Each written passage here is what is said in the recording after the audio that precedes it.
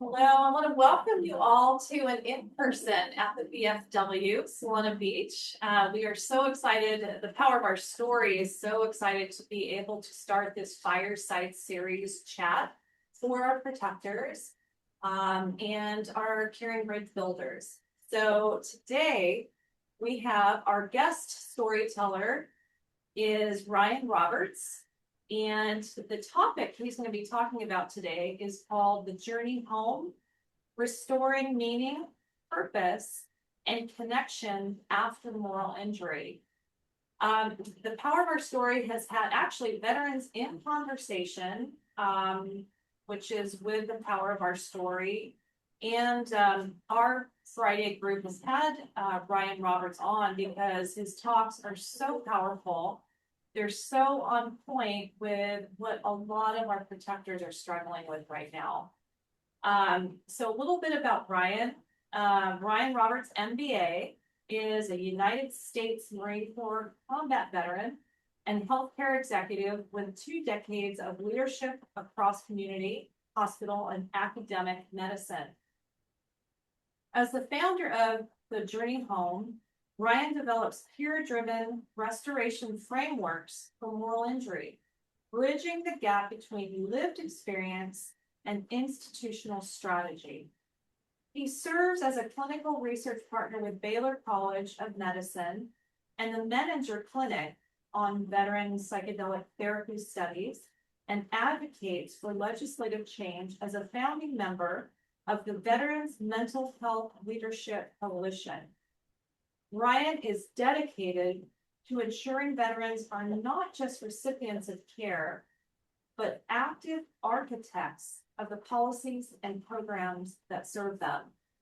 So Ryan, I'm thrilled that you're here. Thank you so much for taking your Saturday and coming to be with us. And I will hand it over to you. And after you're done, we'll shut off the recording and have a conversation. So thanks again, Ryan.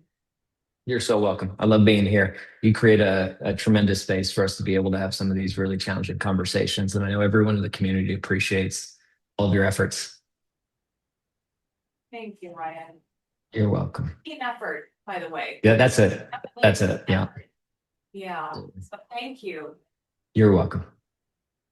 So, the line you see on your screen, coming home is not always homecoming, right? That's a line that's become probably one of the truest things I know from my journey and the journey of, many veterans that I've had the honor of walking beside as they find their way home to wholeness.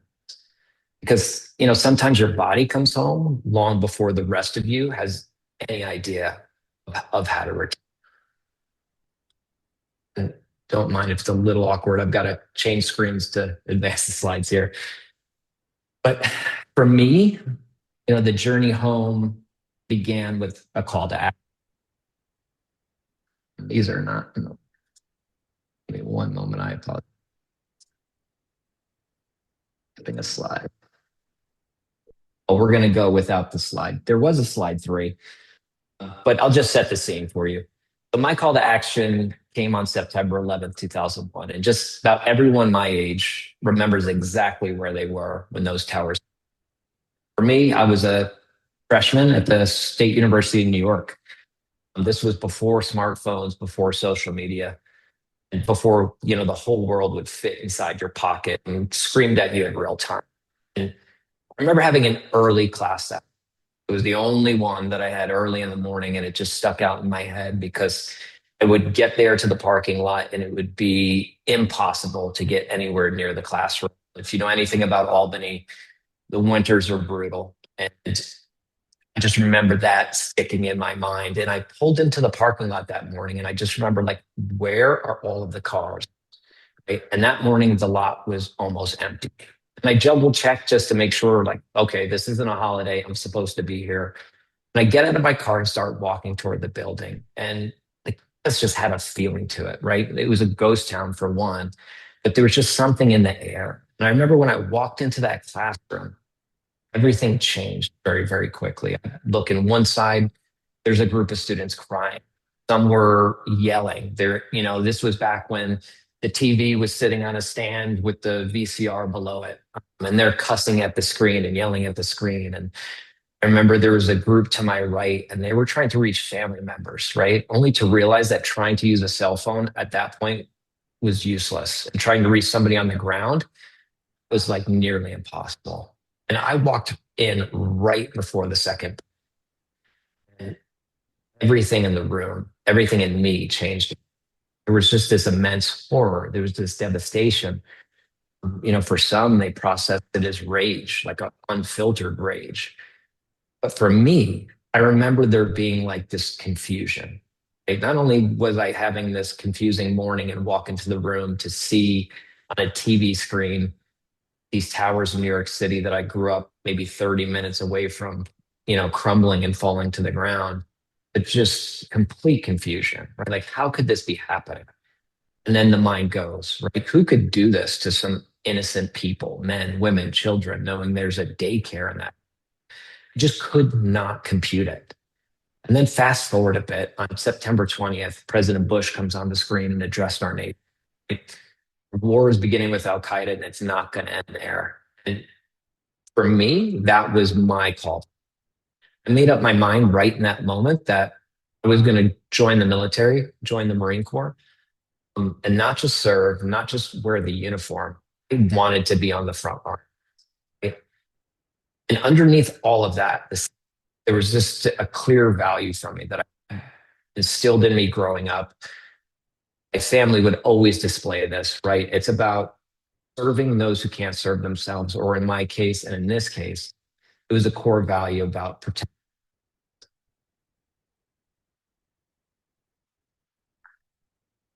And that was the banner that I marched under, right? That was the reason that I raised my hand. I put my feet on the yellow footprints of Paris.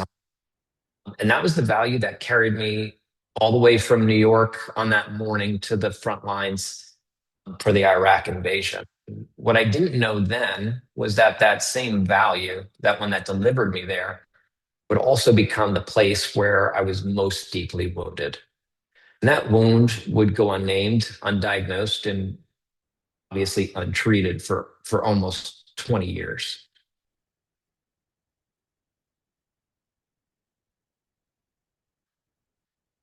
We've got lots of slides missing. This is not working like I intended, but we're going to go with the story.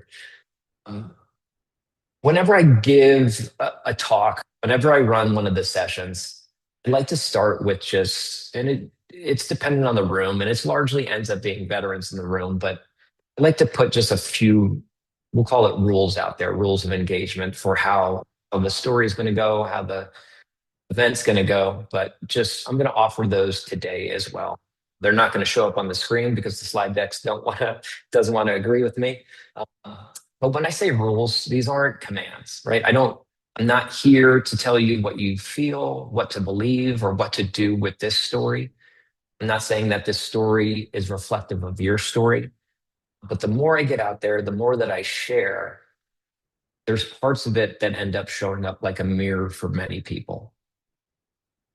I just want you to think of these as kind of rules of engagement for today, because stories like these require a certain type of a posture. It's not because there's any magic sauce or I don't have any magic words, because I don't. But when we enter a moment like this, right, that shapes what could be possible, the posture matters. So for the next 25 minutes or so, I'm just going to ask that you practice three things with me. And the first thing is honesty, right? And sounds simple, but for many veterans suffering with trauma, suffering with moral injury, learning some of these simple rules can be really, really tough, right? With honesty, I'm just asking you to stay in contact with what's true for you in the moment. You'll never be asked to say anything out loud. You're not going to have to explain yourself or anything. You don't need to make it neat. You just need to notice what's happening inside of you. I just want you to be present in the moment and pay attention. Maybe something in the story will feel familiar. Maybe it won't. I don't know. You might feel sadness, anger, maybe resistance or numbness, or maybe nothing at all. All of it's okay. Just stay honest. Second rule is receptivity. And receptivity just means letting what's useful from what I share land with you. You don't have to agree with it. with every word that I say. I'm not gonna force anything. You don't have to pretend this is your story if you see no reflection at all. But maybe there's one sentence, one image, a memory, one piece of language that you didn't have before that finds you today. Just ask, let it land. And the third, this is something that generally resonates for most veterans. I term it directional courage. And this isn't a directional courage like you hear the gunfire and you're going to move towards it, not away from it. It's useful. But this is going to ask even more of you, right? This is going to be asking you to move towards what matters and not away from what hurts. Because there are going to be things that are shared in people's stories that resonate. And don't move away from that, right? This doesn't have to be heroic. Courage doesn't mean you have to charge the hill. Sometimes courage is just telling the truth in a room around people who you feel comfortable saying it in. For me, sometimes it's praying an honest prayer. Sometimes it's admitting that I'm not okay, but not letting that I'm not okay be this big badge of. Right? So those are the three rules: honesty, stay in contact; receptivity, if it's useful, let it land; and then directional courage, move towards what matters, not away from what hurts. And that's all I'm going to ask of today. If something kind of rises to the surface, just have enough courage to not look away from it. Okay. Because restoration, it almost never begins with some grand gesture. And sometimes it is just a person sitting in a room, hearing a story and realizing there's a name for what I've been carrying.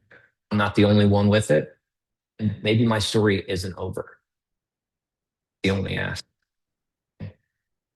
So for me, the story began with a value that I thought was simple: protect the innocent. So you see a date on the screen here, March 24th, 2003. I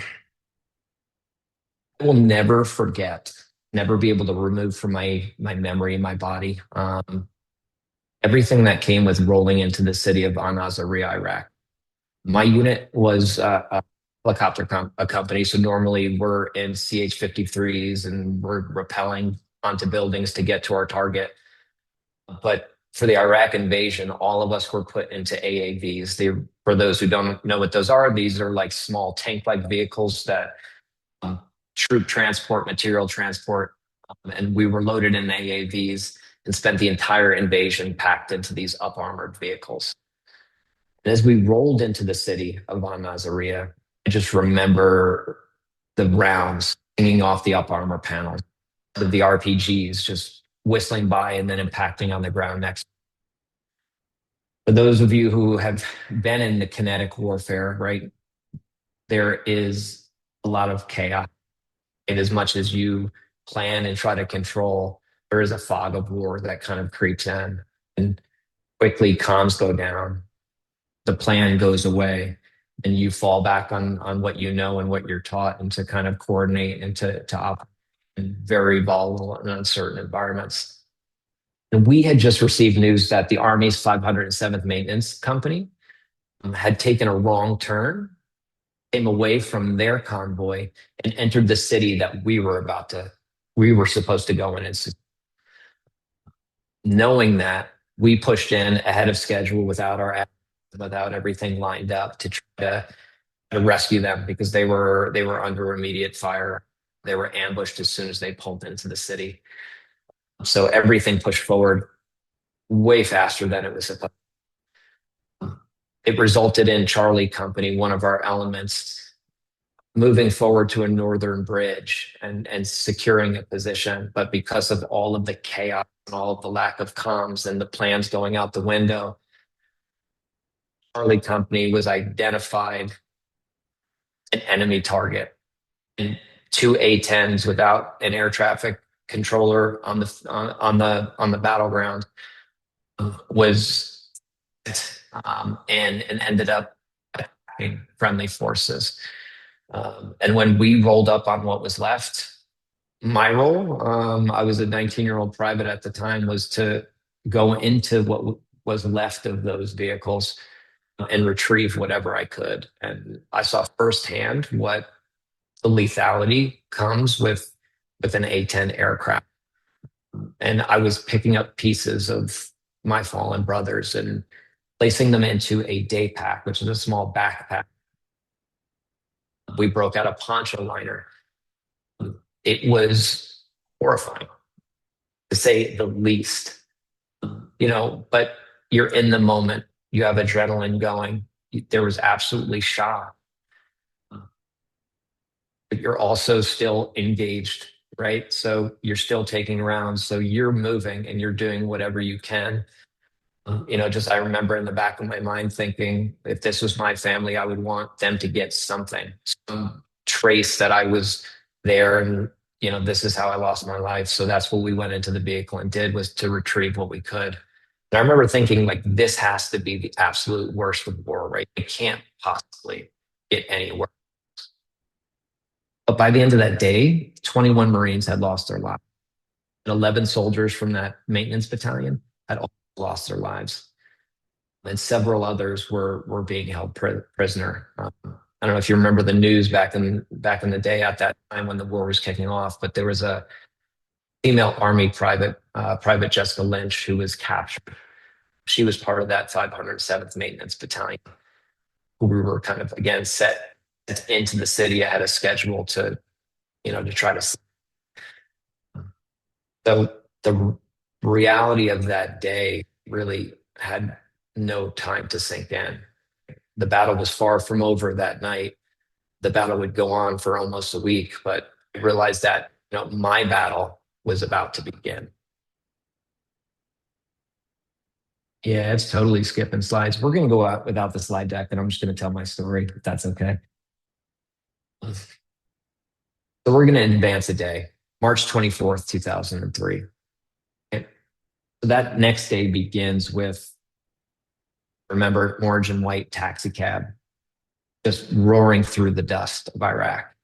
It wasn't slowing down, and our rules of engagement were very clear that the use of force, deadly force, is authorized, right, to protect yourself, your unit, friendly forces, or anyone from death or serious harm. And they drive through a line of concertina wire. This is this sharp razor wire, right? That's kind of draped across the road in succession, to let a vehicle or something recognize that it needs to slow down, or if it's an enemy, to slow their attack. Throughout that morning, we had vehicles who would approach the concertina wire and turn away. This vehicle just kept roaring through. They go through the first layer of concertina wire. They go through the second. We fire on the vehicle because our job is to stop the vehicle before it gets to coalition forces. When they got through that second layer, threat was confirmed and force was authorized. We opened fire to protect. We stopped the vehicle. It could have been seconds away from potentially killing every Marine at that time. You don't know what's coming at you. And everything worked exactly as it was supposed to. As we approached that vehicle, I'm still in mission mode. I know what my job is when I get to the vehicle. And I quickly recognize what happened. In the front two seats, we come to the vehicle. It was the people in front of me. It was their job to secure the front. Recognize immediately two military-age males. They had weapons. We thought it was a good stop. My job is not even to really focus on that, but to move to the back driver's side back door. It secured the back seats of the vehicle. And when I did, I opened up the door and recognized that there were two children in the back seat. There was a boy who was maybe 7 years old and a little girl around the age of 10. And the next thing I remember is I found myself in the back one of those AAVs, because I realized immediately that I wasn't going to be able to give the first aid that boy needed to survive. And my training just took over.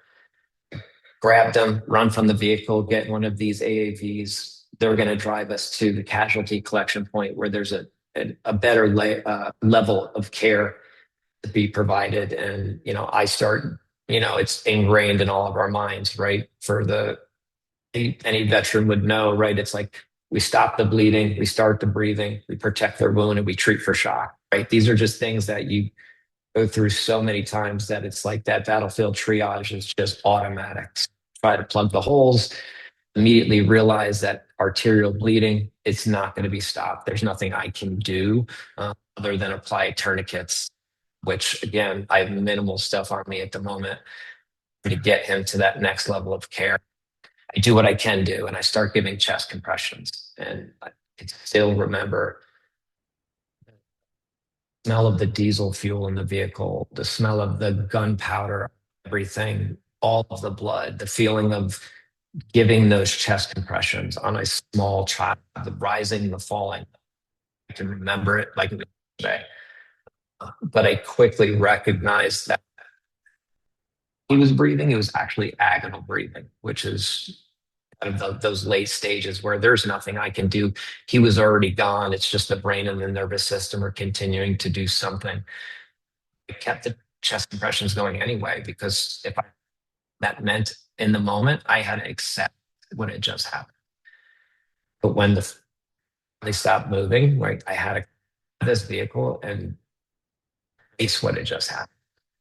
Don't remember what happened to the little girl. That's a complete gap in my memory, and honestly, like almost its own wound. But I remember just stepping out of the vehicle, just covered in blood, and I literally was somebody different. I followed all of the rules. The rules of engagement were followed to a T. We protected our unit. We'd done what we were supposed to do. Right? There were military-age males. I had no idea what their eventual goal was, rolling up on all of us, which is two people.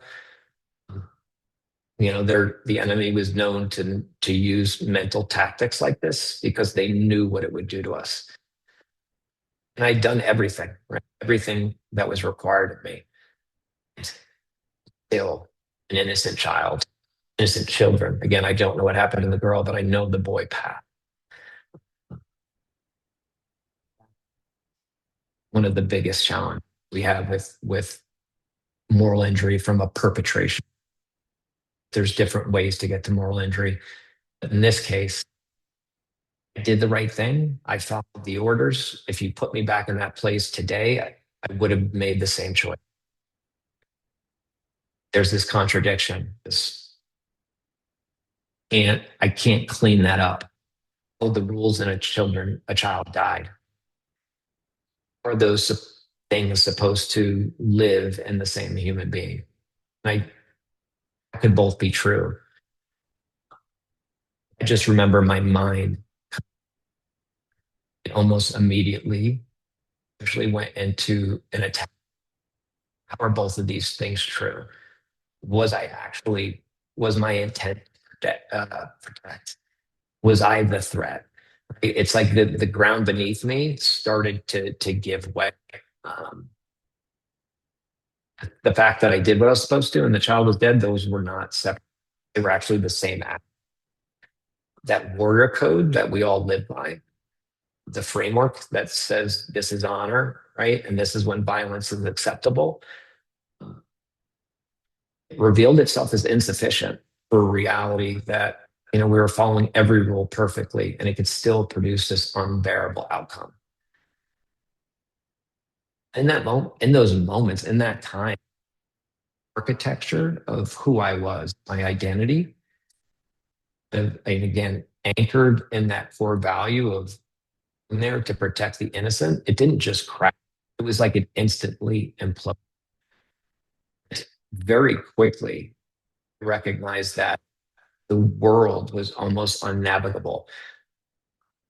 It's very hard to communicate to someone who maybe has not experienced it, but the architecture of your identity kind of because when that core piece, that foundation of values that holds up the architecture of your identity being meaning, purpose, connection, all of those things are now unstable. And for some people, instantly, for others, over time, begin to kind of crumble and and fall down. And for me, it was the latter. It was almost like an instant collapse of who I was. I didn't know, again, like I'm questioning my own goodness and rightness and based on the and the outcomes of those actions. And to make it worse, fast forward, our unit had been obviously so heavily hit that we were the first ones to return home from the Iraq invasion. And back then there was a lot of like momentum behind the war, right? There weren't people questioning, should we be there? What are we doing there? Everybody absolutely was supporting all the veterans and everything we were doing. And when we came home, we were loaded on buses, right? And all the way from Cherry Point, which is where we arrived, which is about 30 miles away from Camp Lejeune, where we were stationed. We rode in these buses all the way back. And I remember people just lining the streets the entire way. People are cheering, waving flags. It's like something out of a movie.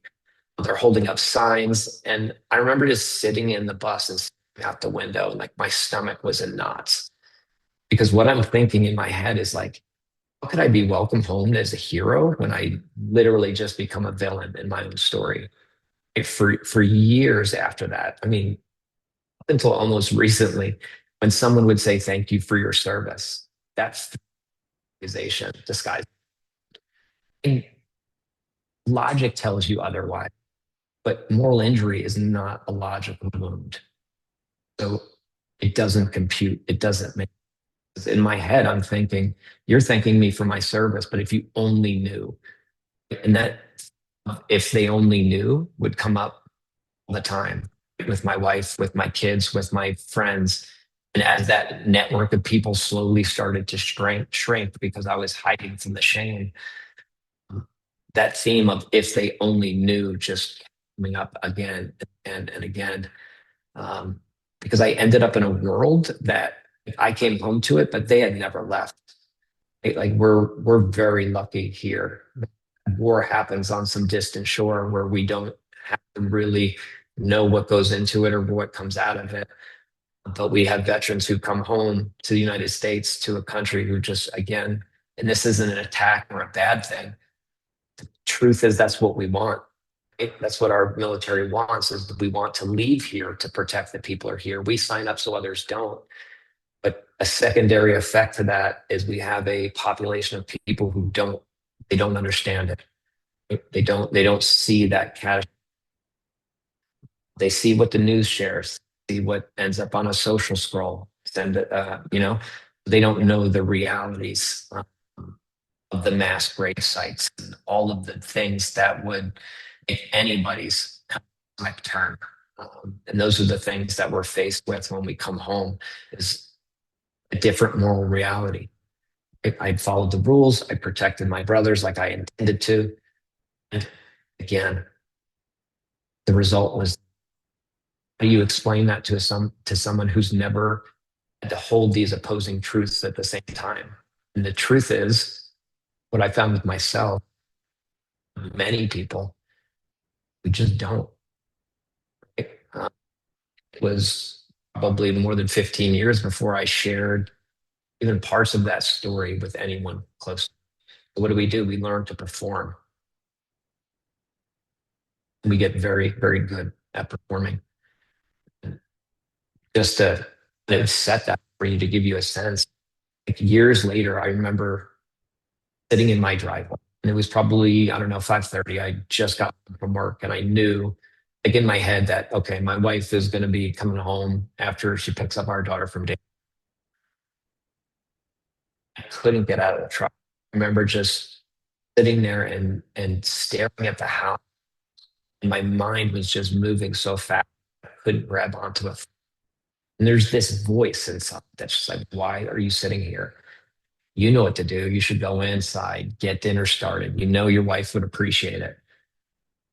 But after almost 2 decades of living with moral injury and this shattered identity, and not to mention the post traumatic stress and the brain injuries and the substance abuse and the anxiety and the depression, I'm not just tired, I'm beyond exhausted. It's like this exit that you can't force yourself to do things, but your mind is constantly trying to get you to move in a more positive direction.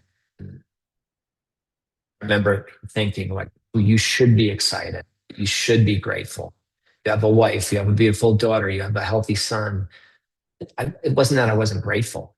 And that was part of the torment. Like, I know I should feel it. I knew I should be able to receive it, but not muster up the energy to pretend anymore. And you get to a point where every day you wake up and you're like, wish I didn't wake up. And it's not because the truth is not because I wanted to die. I didn't. It was the thought of summoning up more energy to perform being a human being again and again and again. That is what drove that type of thinking, those feelings. Again, like I think this is something that is a bit unique to moral injury, that when we're thinking about the veteran suicide epidemic, it's something important to consider, because what we have is good enough for catching some of the acute kind of in the moment of stress driven, fear driven suicide choices. What we don't really have a hold of is how do we identify, how do we help and support the people who they're not making an in the moment rash decision. They're having 20 years of accumulated time of meaninglessness and finding themselves in a place where they just don't want to participate in the world anymore because there's no connection, there's no meaning, there's no purpose. It opens the door for, I think, a very different conversation that needs to be had, not just about moral injury, but what that means for veteran suicide. Something that again, just something that we need to be thoughtful and cognizant of when addressing. Again, getting back to that moment, just to kind of finish that story, the thoughts just keep coming. Like there was price to be paid for what I did, but I wouldn't even wait for that thought. Right? So like I slammed the truck door, I walked into the garage, opened the beer fridge, and I grabbed the beer, and that's how we start to kind of quiet voices. It was my way. Um, but I walked in the house and I put on a mask. Right? You'll hear veteran talk about wearing masks because they're really just portraying what they think the person on the other end wants to think or see or feel. Right? So for me, it was like I'm the grateful husband and the father. And each of those masks had a set of like crafted lines and these rehearsed emotions. You need to smile here. You need to hug. You need to make eye contact. You need to thank her for picking up the daughter. Give them a kiss. These are things. This is the exhaustion comes with an identity and a connectedness that completely comes offline. And you're experiencing it all while, again, the world continues to move as it used to. I can still look at my wife and recognize there's joy or happiness in her, and hear happiness in her voice. My daughter's thinking is, I wish that I could experience even a fraction of that, even for a moment. Right. But again, piled on top of all of the other co-occurring things that all of our veterans have going on, because again, none of these travel alone, and they're not in a vacuum. Yeah. And they continue to drain and they continue to drain. It just becomes a point, I think, of like existential exhaustion, that like you almost get to a point where you don't even know what mask you had put on and you're completely disoriented. And at work, right? Like I get rage over mistakes that basically not. Remember when my son was born, holding him, the joy that was supposed to be there was replaced by this feeling of being unworthy. Like, how could someone whose decision, child, their life, now be a father? So everything. And with that, kind of friendships fade, your social network starts to shrink. And it's just a case of having two incompatible moral realities to be alive at the time. Everything is suspect. Any moment of positivity feels like it's stolen. And the relationships that you have, you just feel like you're not qualified to have. Again, that's that guilt hardening into shame from into like what's wrong. And you can just think back and, continue to go through that hamster wheel of, you know, made the right call, is what happened. You come home to a moral reality where everyone agrees what I did was incredibly wrong. Given the circumstances, everybody tells you logically you made the right choice. This isn't logical. You can't, it's very, very, very challenging. Even to this day, at the point that I'm on in my own healing journey, I can't say that those things are completely reconciled because they're just completely opposing truths. You integrate and you create space for you in a real challenging place. But just to give a sense, and maybe we won't go all the way through this just because I want to be cognizant of time. Hoping just maybe like pull apart a little bit of the PTSD and all of the other things that were going on. Because as I said, the PTSD was there, depression was there, hypervigilance, the rage, the emotional numbness, right? All of them were clinically recognizable. And those diagnoses were not wrong. They were real. But looking back, and again, this proves to be true time and time again with veterans that I'm working with, that those diagnoses aren't wrong. They're just incomplete. Because what I was experiencing in the driveway was not just a cluster of symptoms, right? It was a lived reality of navigating life where I could no longer make meaning. I could function, I could perform all of the rituals of a normal life, but internally, experientially, nothing would land, right? Nothing connected to this coherent story about who I was. What did I value now? Mattered, because when your values collapse, you do lose the ability to make. When you can't make meaning, you can't integrate experiences into this coherent sense of self. So you keep moving, you keep performing, you keep hoping that one of the masks that you're putting on will eventually feel real, and they never do. And that's kind of where shame really coming in hard, right? You don't deserve this, you're dangerous, you're a fraud. That sentiment of there's a price to be paid. They were stories authored by trauma, trying to explain this emptiness that I didn't have language for. Lack of language, lack of understanding was, again, almost 2 decades, 17 years. And I saw each one tried to explain what was going on, and almost like clockwork, as I describe it, and probably even maybe as I describe it to this room, there's a lot of PTS there, complex PTS.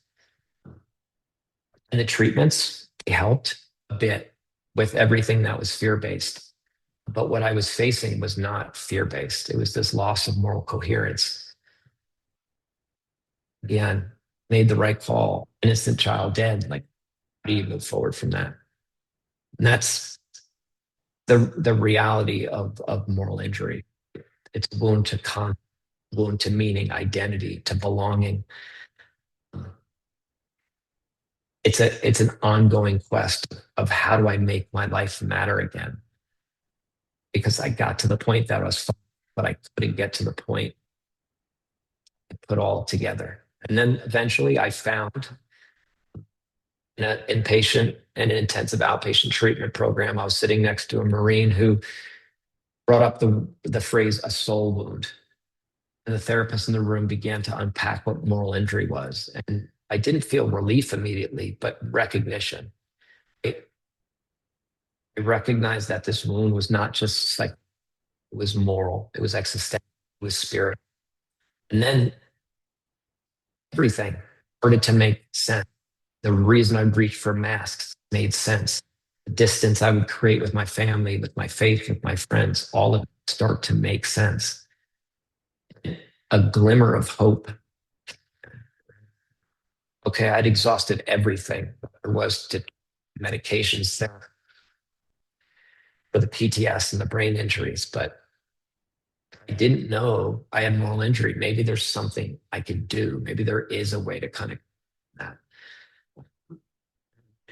fast forward to today, kind of the living truth that there is a road home, and there is hope for moral injury, and putting that all together. Again, creating that space. Integration does not mean the pain goes away. It's learning to carry what happened without being defined by it. Like, I can still see his face and still smell the smells and have all of the feels. And that's a good thing. I've gotten to a point where I feel that person deserves to be remembered. Those moments deserve to be remembered. His life mattered. I deserve to live both of those things. The point that I had to get to, recognize I could not undo what happened. I could not go back to who I was before. Not enough. What I could do is I could build a self enough to remember, receptive enough to receive help, and really had enough courage to keep life moving forward. That's what we mean by restoration. It's not erasing, not pretending. It's not about silver linings. Restoration is learning to live truthfully with what happened, in community with others who knew what it meant to carry a terrible weight. It's a missing element. I think critical. And again, this is story, so I'm not going to go into lecture, but community has a really, really important role to play in all about making the story pretty, right? There's no list of clean lessons that make the pain that I experience, that others experience, worth it. There's some wounds that they're just not going to disappear. They can be integrated. I would say just like for 17 years, like I thought architecture that imploded could never be rebuilt. And I was partly right because I didn't rebuild the same architect. I built something now I think that is so much deeper.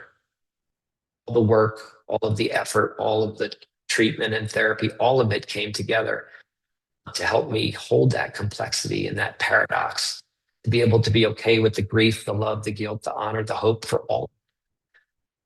What happened in Nazaria taught me that the warrior code that I loved wasn't wrong. It was just insufficient for the moral reality of war. And carrying that knowledge forward without letting it destroy me is, I think, how I honor. Not by forgetting. It's not explaining it away. That day did not have the final word. And, I refuse and now have the opportunity to work with others to help them recognize that day, that moment, that situation, that series of events doesn't have to be the end of the story, right? There is a path forward. But the meaning, that purpose and connection cannot be restored in isolation. It takes relationship. It takes community. You have to be around people who can hold the weight of what you're carrying without reducing it, without reducing you to the worst thing that's ever happened. Because at the end of the day, moral injury doesn't just wound the individual, right? I think it wounds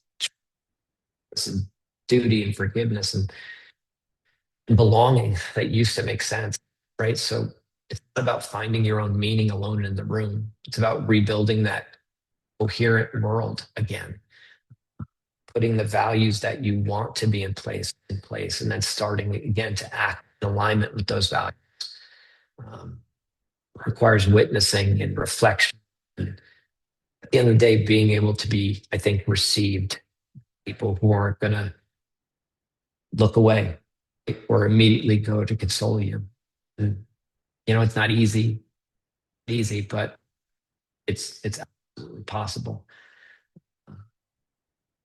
Yeah, so I think I'll close with just, if something in my story, found you in any way today, just think back to those 3 simple rules. Just be honest about what's true. Let it land if it needs to land. Just take us one step towards what matters. Maybe that one step for you might be telling one person who you trust, who understands the truth. Maybe it's asking for help again. right? Even if it's failed you before, to be allowing yourself to believe that the wound is real, but it's not who you are. You don't have to solve it in a day. You don't have to carry everything perfectly. You don't even need to know the whole way home. Just one honest step at a time. That's where restoration begins. We'll end there. Ryan, thank you so much for sharing your story so deeply. I think we'll keep the recording on for a little bit for those who are open to being recorded, because sometimes these questions and comments are really powerful. Yeah. Ryan, I just want to acknowledge that as a civilian, I felt every part of your story. And it's painful to hear what you went through, and knowing just the noble cause that you started out with. And you know how even the fact that you did everything that you were trained for, probably preventing something catastrophic. And yet you had to carry for 2 decades what was also true, that imploded so much of your soul. And I just want to thank you for being able to tell such a deep story to help others who are suffering in silence and just do not have the language or understanding to understand their own moral injury, their own soul wounds. So with that being said, thank you again, Brian. And I do want to open it up to, oh, I have one question before I open it up. Yeah. For civilians who are caring bridge builders, who want to support those who protect us, is there anything that somebody could have said to you that could have started the conversation, or could have done anything to make you feel a safety or a security to have a conversation about this? That's a good question.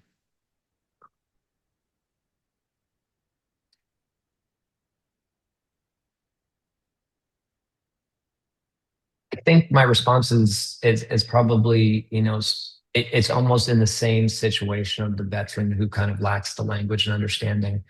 I think if there was someone who could have,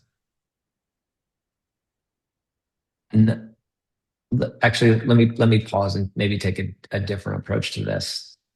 I think the reality is when veterans come home, we are aware of certain pathways to address whatever we have going on, right? And most of what we experience gets pushed down the diagnostic lane, right? There's a mental health issue or there's a physical issue. So, the predominant pathway, goes to and through Western medical system. The Western medical system, I worked in it for 20 years. I'm not here to bash it anyway. Because again, it's so necessary and it's so important.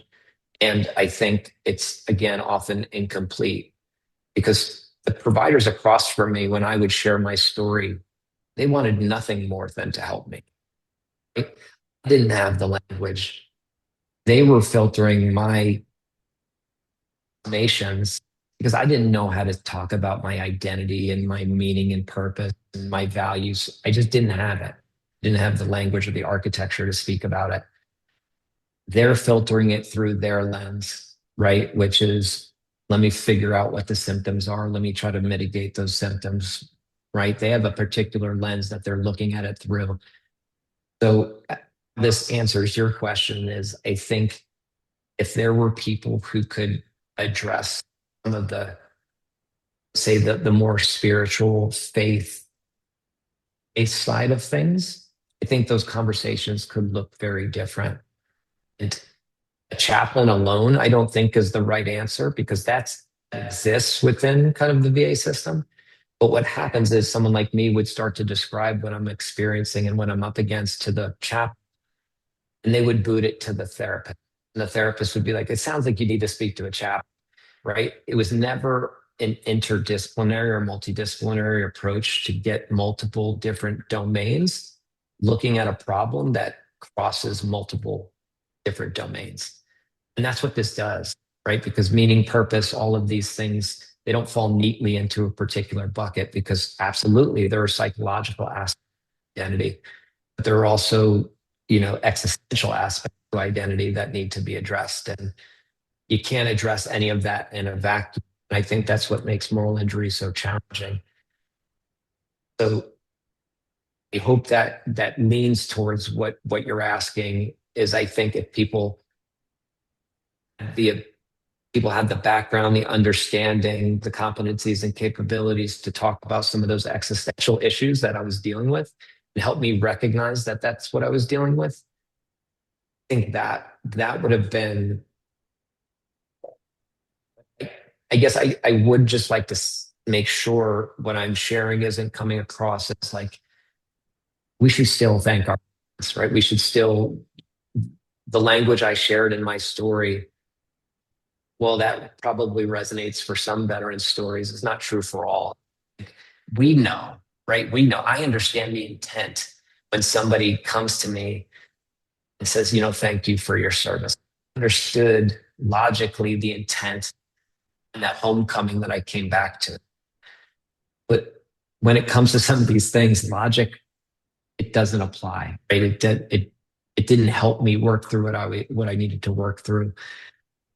There's no way that anyone would know not to say a certain thing because the truth was I couldn't communicate that.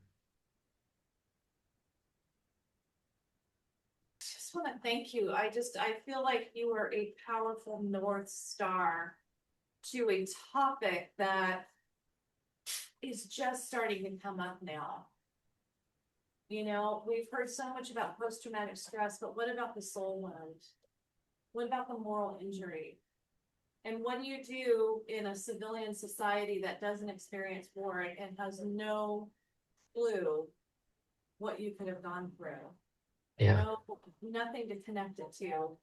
And so the suffering that you are helping with for others to have the language and the story, I'm just very grateful for it. Thank you so much.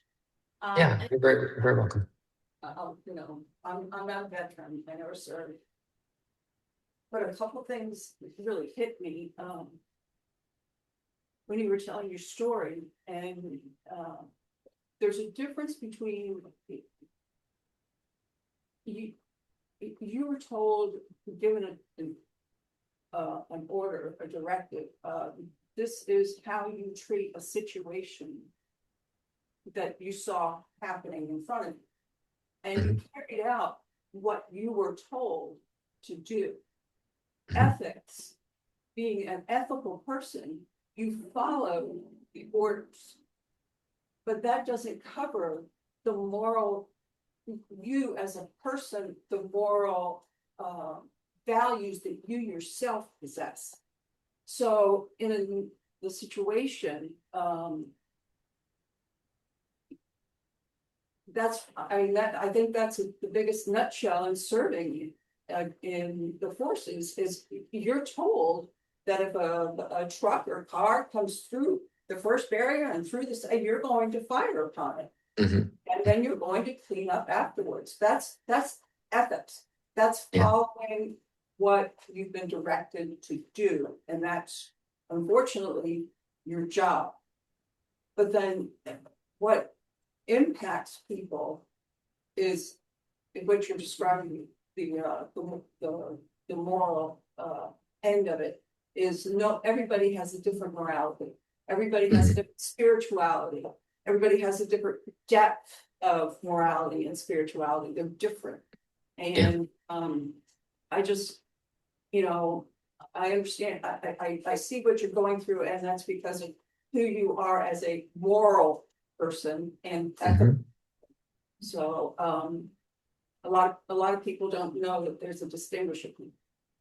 And you're, unfortunately, it's a pain that you have to endure because of who you are in the way you were up brought up. Yeah.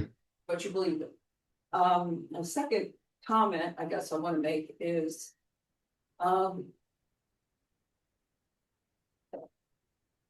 when you were talking about going and seeing the tower, seeing the second tower go down and making that decision, a lot of men, a lot of people made the decision like you did to go in and go to war.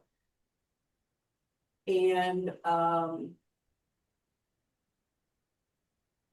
I was just having a conversation with my son today on the fact that he has a different younger people today have a different perspective of what it means to protect the United States from foreign adversaries. And the goal of being over in Iraq, it was all batted around about weapons of mass destruction and this and that to get moving into Iraq. But the fact is that the young people today don't understand, they were too young to see those towers, see those towers go down.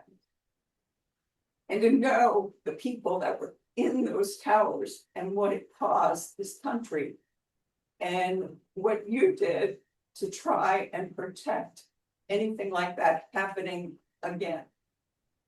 And I think it's a shame that our younger generation, and I can only speak through the people that I know in the younger generation and have had conversations with, they don't get it. And that's the moral fortitude that's within each person. And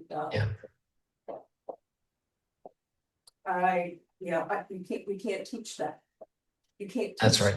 outrage when you see it happening. You can't teach it. So that really hit me. One of the points that really hit me. Yeah, no, I appreciate the comments, and I also, because I have an 18-year-old son, and I see the access he has through social media and otherwise. I mean, we have such access to maybe seeing the government and the decision makers who would put us in a war in a very different light. Yeah. And they don't trust for probably in some cases very good reasons. I definitely think I made the right decision in joining when I did, given the circumstances. But with everything happening today, they have a very different insight into everything that's happening. And for someone with not a lot of life experience, it's really, really hard to get to the point where arrived at without some terrible event happen, unfortunately. And I think that filtering in our society now with the different methods of information coming at different people, depending on what website you look at or what news reel you listen to, or whatever, you'll get a totally different point of view. And all of that and it's on purpose for a lot of I don't condone that, but it's the reality of today's society. And I think, moral injury is not new, right? I mean, moral injury has been a thing, regardless of the term around it, since war was a thing. The difference is war was a shared moral burden. When people were on the front lines and they were happening in their villages and cities and towns all around them all the time, they saw the reality of war. They saw that morality side. That wasn't something hidden. That wasn't something that was taboo. They had a very different way of bringing warriors home and allowing them to heal and to integrate before returning back to just everyday life. It was a very, very different approach and process. And again, I think that the thought is a shared moral burden makes it a very, very different conversation than something that I had to hide from my own wife and children for, 15, 20 years before I had the guts to share the truth around what happened.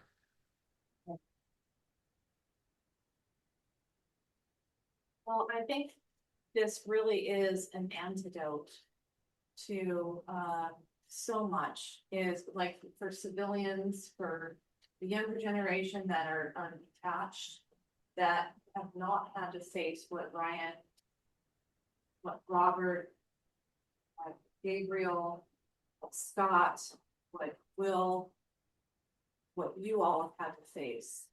Our younger generation are so detached. I was detached until somebody veteran shared this story with me. And that's what I could never unhear what I heard. And so I do think these conversations, again, in community, just like you were saying, I think the Native Americans, right? They're the ones that always, as a community, welcome the warriors home. And then they sit around for like 3 days to really talk about these stories and help them reintegrate as a community. And, we want to do that for our protectors. We want to be able to support that process. We want to be able to give them the language.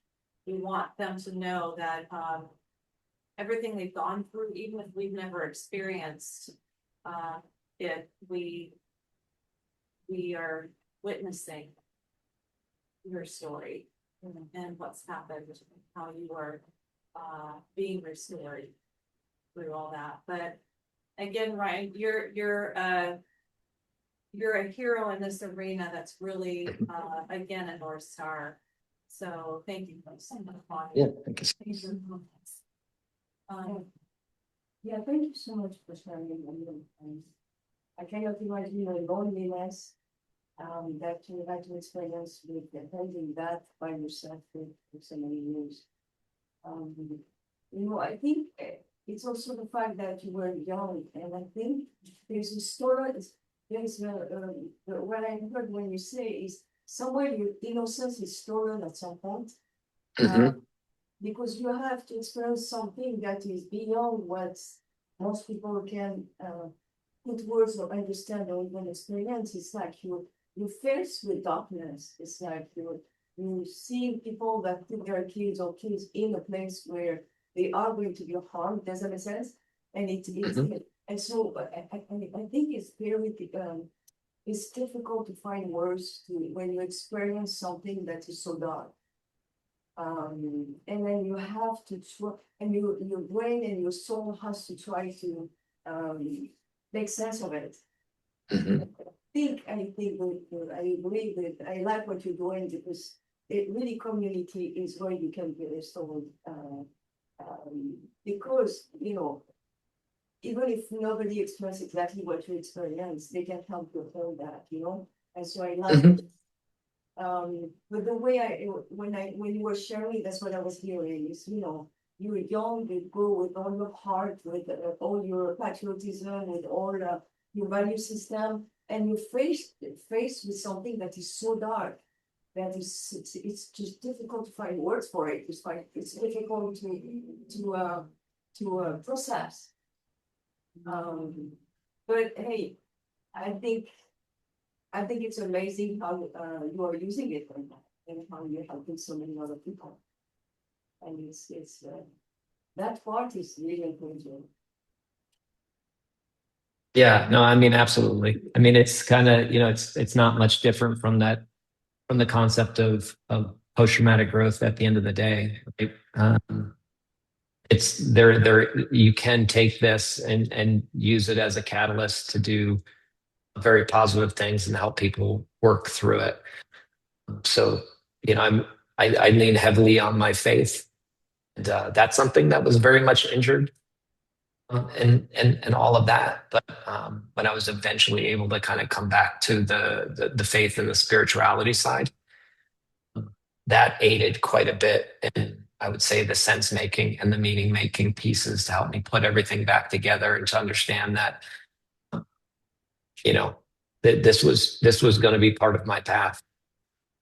And I can take it and I can use it for good things, or I can sit there and I can linger in it and continue to be stuck.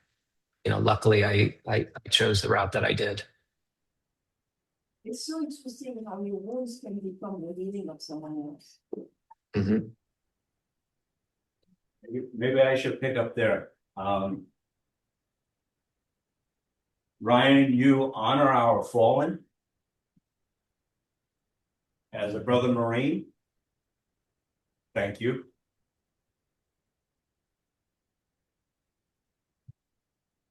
When you bypass the threshold and you go to the other side, you are on what Joseph Campbell called the hero's journey. And when you survive war and return, you have an experience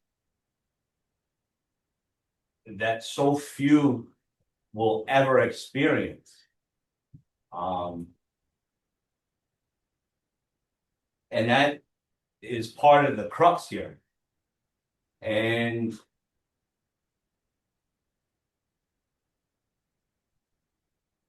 some folks don't want to know about that. And so we have vanilla language, and we can say, thank you for your service, and mean it. So as we just celebrated 250 years of the American experiment, and we were told by the founders, if you can keep it. What I've been offering up is we should be thanking folks for their stories. They all don't have to be sad. They can be joyous. They can be the ones that pushed us to the abyss, like the ones you shared. Those that are the call to action, because it is part of a dialogue and a narrative and a discussion that needs to happen. And I legitimately appreciate the conviction of your story, because people need to be moved, they need to be inspired, they need to be called to action. And they only know bits and pieces of what's been filtered, what's been sanitized, what's been whitewashed. And when you travel and you do the deed, you know, because you've seen with your own eyes and your own heart. I know we are being recorded, and I wanted to point out how important the oath to the United States Constitution as a member of the U.S. Armed Forces is. That is what delineates our moral compass and those rules of engagement. And it's a tragedy. We learn that in war, good people can follow the rules and bad things can happen. We also learn in a counterinsurgency that there are people that don't follow the rules. For 100 years plus, we've had the Geneva Conventions and the Red Cross, and you don't attack military folks that are providing medical care or to proportionality or discrimination in what gets attacked and is a legitimate target and what is not. And those are derived from hundreds of years of just war theory. So how we fight to return with honor and to keep our honor clean are also part of it. And I appreciate you calling out, and I'll end on this, on your own journey, how important faith and service and what that anchor is. Yeah. Because those that return have the responsibility to honor the fallen. And I believe the best way we can do that is to demonstrate our worth to society. And the protectors isn't just the military. And I appreciate what the power of our story and Sarah and our collective community around us, at least here locally with the VFW, power of Project Restore Hope, our law enforcement, our first responders, our paramedics, our teachers, our social workers, CPS, those layers in society that get it. And for those that maybe need some inspiration, there are many ways to serve that don't involve military. Mm-hmm. And like you, as a native New Yorker, I watched the towers go down, except two of my cousins who were firefighters that bore my last name, and their fathers, who were FDNY, had to look for the pit for their remains and didn't find them. And war is not an individual effort. And that is the piece that you hit on. And there is moral injury from when you return from doing the deed. We, the few, the protectors, did what needed to be done. And the society that we come from owns that. So we could cherry pick pieces of it. But I know what Saddam did to the Kurds with mustard gas. I know what Bashar al-Assad did with barrel bombs in Syria. I know what happened to 30 or 40,000 Iranians at the beginning of the year over a weekend. So part of this is what is worthy of our life. And when we come back is to live a life worthy of their service. So thank you very much. You honor them and you are helping blaze that path towards purpose, reintegration, and renewed identity and purpose on the backside of things. Thank you. Thank you very much. I appreciate those comments and agree. Ron, I'd like to ask a question, but also make some comments too. Like when you talked about that orange and white taxi cab, my mind went back to being a 19-year-old saga outside Baghdad. So our own GCPs. But it's so interesting as a 19-year-old kid, you and I both, what time frame. You're thrust into this space where you're trying to distill these complex problems way beyond our pay grade, way beyond our threshold capacity into black and white. I forget us versus them. When there's just gray that's prevalent all over. And it's just a wild situation. I was expecting, like, here's shit, make a fucking, 7-course dinner out of it. And you do your best, and it's still not enough. But to what you had kind of alluded to what he said, just Campbell, I had an angel card maybe like 2 years ago, and it's like, what if I could see my wounds as sacred? And it sounds like you've done that, or you're doing that.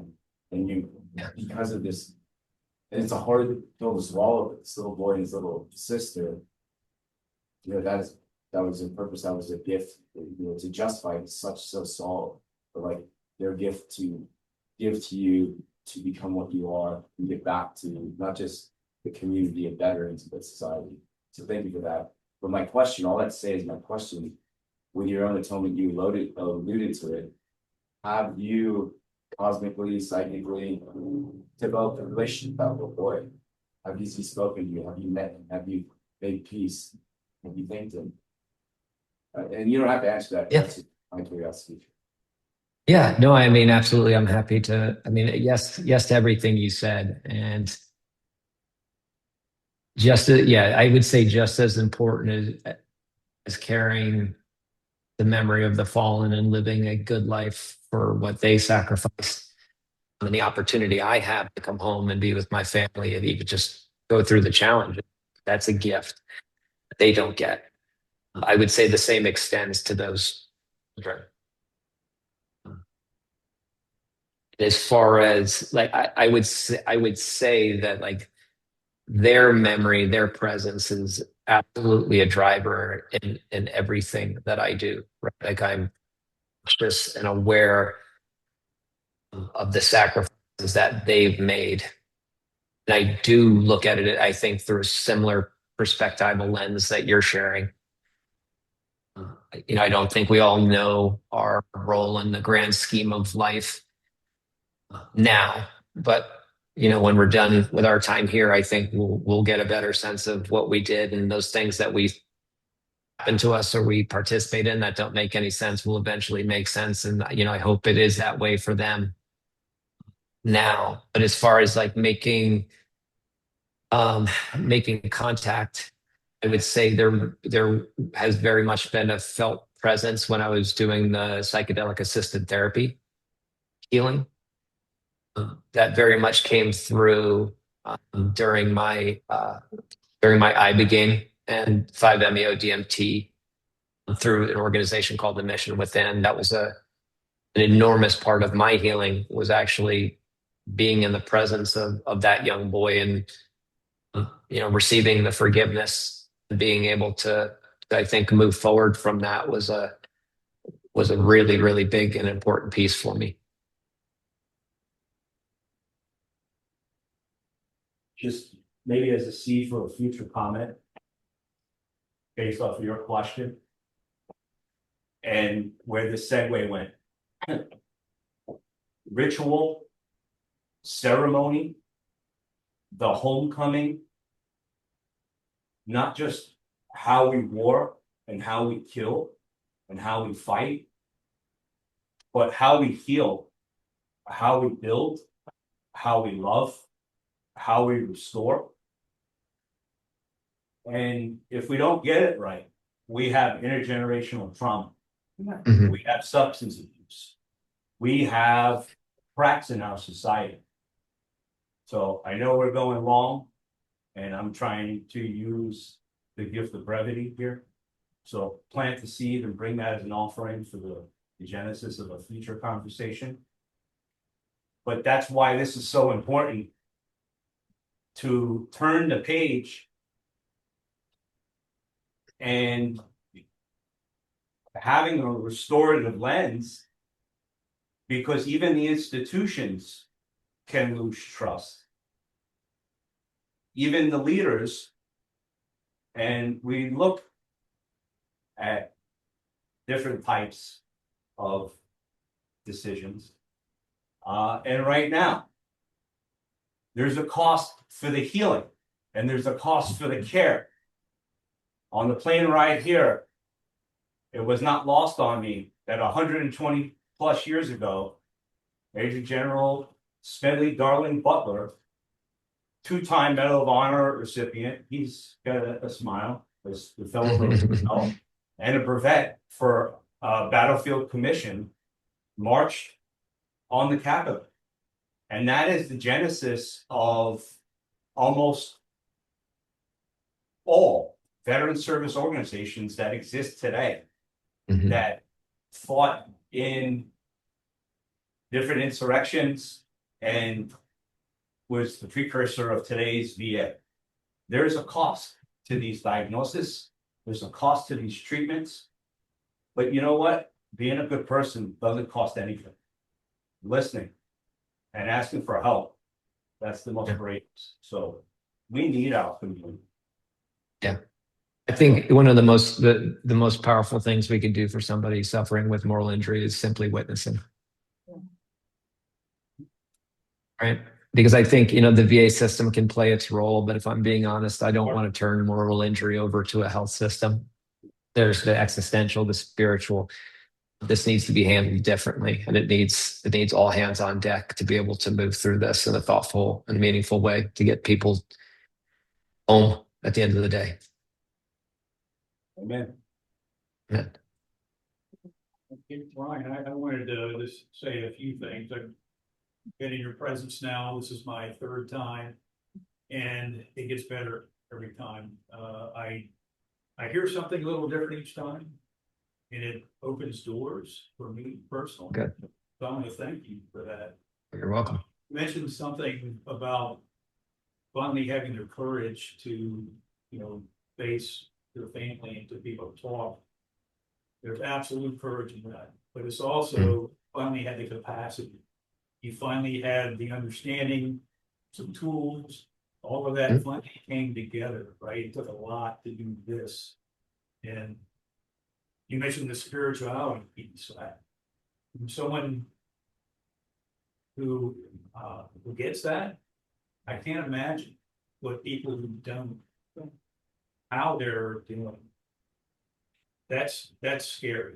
It really is, because if we're doing this human thing right, that means we love each other, right? And it means that all of us need to be involved in this, like what Robert said, like what's been said about community, bringing folks back in, that reintegration. These are all things that are so essential and so important. And the American way of war has lost that, because these wars are on other shoulders, double-edged sword, right? But when war is in your backyard, you see it very differently. You made that comment. When you think back in our history, the last war where folks were probably all in was the Second World War. And for good reason, very different type of war. But since then, our communities have just lived lives like there is no war. The people that are really the ones attuned to it are obviously the folks that are there fighting the war, our service members, their spouses, their families, friends, and then it kind of fades off. You have folks that are very well intended, the folks that you can talk to that want to wish you, well and happy, thank you for your service. And that means, as you said, it means different things to different people based on where they were when. And I think that one of the comments earlier about how our society has changed, I think that's true, because it does change, right? The people that were shaped by the towers coming down, fast forwarding now 20 plus years, 25 years in September, which is really hard to believe. I think veterans, it's part of what we need to continue doing. We need to continue our service, because it doesn't end, right? As Marine, always Marine, well, all of us that raised our hand, that oath, it's a lifetime oath. And as Robert mentioned, that we need to come back and live the life that the folks that didn't come back. That's the life that we need to live, to honor them and to be good people. And how do we do that? We do it through being teachers. In terms of, not necessarily going in a classroom, but sharing stories and wanting to make sure that people understand. And what we're doing here today is so important. What the Power of the Story facilitates is doing just that. I'm so blessed to be in your presence, Brian. You and I think I mentioned this previously, I was with the 15th USOC, and so we came up on, on your back in there, and some of our units were involved in that rescue. I won't go into a lot of detail, but in the very beginning, the first night of the war, we had a CH-46 go down. Marine pilots and crew, but Royal Marines that were on board, and my unit was tapped to go do a rescue. And so my boss was tapped. I said, I'll go. And we got a team together, going, hoping that it would be a rescue. When we get there, it becomes a recovery. Similar to, the process that you explained going inside the AAVs. I was a major at the time. And I had a lot of junior folks with me. We had engineers, we had some foremen. Those guys, they did an amazing job, because it's just like you said, mission is right there. And I've often wondered how those guys are doing now, and sensing it. Because I know I've had to deal with that as well. Mhm. Walking through that entire scene, it was chaos. And Yeah. it was- But, you know, I was a little older at the time, you know, I was an 18-year-old young guy. So maybe that helped. But I often think about what are these guys doing now? And I should probably try to reach out to them as I'm, you know, like a knucklehead, it's just dawning on me now. But why don't you do that? So now I have something to do. I really should follow up on. So, wow. Hey, brother, thank you. Much Yeah. appreciated as always. Yeah. Good stuff. Thank you so much. You know, Ryan, the more that I hear these stories, all of you that have served are huge heroes. Huge heroes for everything that you have lived through, that you've had to face, that you've had to figure out so many times by yourself. You were truly pioneers, I think, at the beginning of something great happening. I mean, really, all of you are pioneers starting something that I feel like is just opening up a whole new arena of the power of connection and the power of story and the power of restoration and the power of having the language to be able to put your armor down and to restore. So I just have lots of love for you all. And Thank you. Oh, I wanted to thank you, really, Ryan. There's something that is super encouraging for me. Is to first, I admire your courage. Just as a young man, but also now, the courage of vulnerability. And it's super encouraging for me to see you, what come out of this piece. And I think, this is so important because I think the most important thing is to deal with your own internal battles to be able to be an instrument of peace for other people. But you cannot bring peace out there when you don't have it inside. And that is very encouraging to see that you went through this hellish, restoration journey. But I think it's really worth it when I hear you talk. I'm like, wow. That's inspiring. Yeah. Yeah, no, thank you. I mean, I don't want it to take away any of the gravity from any of that. You know, I'm finally to a point where all of it's a gift. Like, really, truly. Everything, every facet, every aspect of my life is so much deeper and stronger than it ever could have been had I never been exposed to this. well, Ryan, I'm gonna go ahead and just shut off the recording because there's Okay. still comments and questions that people would like to ask off the recording. So I just want to thank you. I don't even have the words to express how grateful I am. So thank you. You're so welcome, sir. And for all of your comments. You were part of making this happen. So thank you all. Is there anybody online? Everybody's on.